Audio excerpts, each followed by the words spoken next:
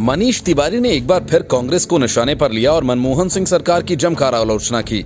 राहुल गांधी के व्यवहार को अजीब बताने के बाद मनीष तिवारी ने अपनी किताब 10 फ्लैश पॉइंट्स 20 ईयर्स में मुंबई हमले के बाद कोई कार्रवाई नहीं किए जाने पर मनमोहन सरकार की आलोचना की। अपनी किताब में मनीष तिवारी ने लिखा कि मुंबई हमले के बाद भारत को पाकिस्तान के खिलाफ सख्त कार्रवाई करनी चाहिए थी। उन्होंने ये भी लिखा कि कार्रवाई न करना कमजोरी की निशानी है।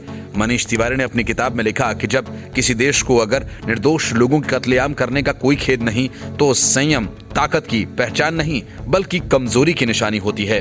26/11 एक ऐसा मौका था, शब्दों से ज्यादा जवाबी कार्रवाई दिखानी चाहिए थी। उन्होंने मुंबई हमले की तुलना अमेरिका के 9/11 से करते हुए कहा कि भारत को उस समय तीव्र जवाबी कार्रवाई करनी चाहिए थी। ये पहला मौका नहीं है जब मनीष तिवारी ने अपनी ही पार्टी को घेरा हो।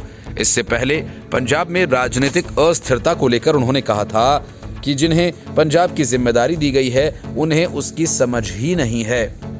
इसके अलावा कांग्रेस में कन्हैया कुमार की एंट्री पर भी सवाल उठाए थे। मनीष तिवारी की किताब में कही गई ये बात जिस पर बीजेपी ने भी कांग्रेस को घेरना शुरू कर दिया।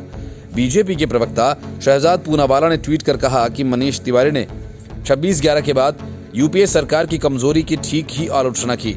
उन्होंने लिखा कि एयर चीफ मार्शल फली मेजर ने भी कहा था कि इस हमले के बाद वायुसेना कार्रवाई करना चाहती थी, लेकिन यूपीए सरकार ने ऐसा नहीं करने दिया। पूनावाला ने आरोप लगाते हुए कहा कि कांग्रेस उस समय 26/11 के लिए हिंदुओं को जिम्मेदार ठहराने और पाकिस्तान को बचाने में व्यस्त थी। पूनावाला ने यह भी लिखा कि हिंदुत्व 370 और सर्जिकल स्ट्राइक पर राहुल गांधी और कांग्रेस लगातार पाकिस्तान की ही भाषा बोलते हैं।